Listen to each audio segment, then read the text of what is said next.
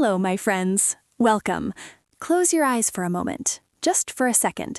Imagine a birthday party. Maybe it is your party.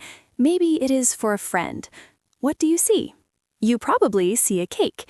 It is sweet and colorful. On the cake, there are candles, small fires burning. You see friends and family all around. They are smiling. Then everyone takes a deep breath and sings, "Happy birthday to you." Finally, the person makes a wish and blows out the candles. We clap, we make noise, we laugh. It is a happy moment, isn't it? It feels safe and warm. But have you ever asked yourself, why? Why do we put fire on our food? Why do we stand in a circle? Why do we make so much noise? Today, we do this for fun. We do it to show love. A long time ago, birthdays were very different. They were serious. They were not just about cake and presents. They were about something deeper. They were about fear. Imagine a world without electric lights. The night is very dark and scary.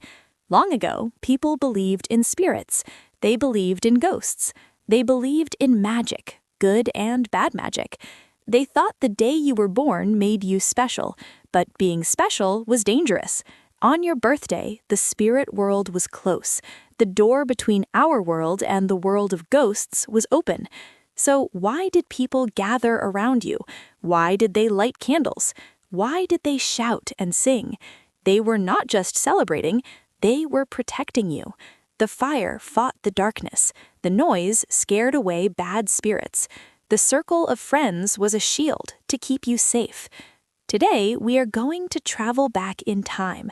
We will visit Egypt and Greece. We will see how fear turned into joy. We will learn the secret history of the birthday cake. Are you ready? Let's begin. Thousands of years ago, in ancient Egypt, birthdays were for kings. The king was called the pharaoh. People believed the pharaoh was not just a man. He was a god on earth. The pharaoh's birthday was not the day he was born. It was the day he became king. This was his true birth. The people celebrated the pharaoh with huge parties, food, and music. It was a way to show power. In ancient Persia, birthdays were also for the rich and powerful. They had big feasts and ate special food. Birthdays were about power, not fun. Now, let's travel to ancient Greece. The Greeks loved their gods. They wanted to honor a goddess called Artemis, the moon goddess. They made round cakes to look like the moon. They put candles on the cakes. The candles were not just decoration. The smoke from the candles carried prayers to the gods. The Greeks wanted light and protection. Darkness was dangerous. Fire was safe. Next, we go to Rome. Romans celebrated birthdays for common men. They had parties, gifts, and special cakes. But Romans were superstitious. They believed everyone had a protective spirit called a genius. On your birthday, you needed to please your genius. Happy words and laughter kept bad luck away. Later, Christianity came to Rome. Early Christians thought birthdays were bad. They did not celebrate them. But after some time, they started celebrating the birth of Jesus.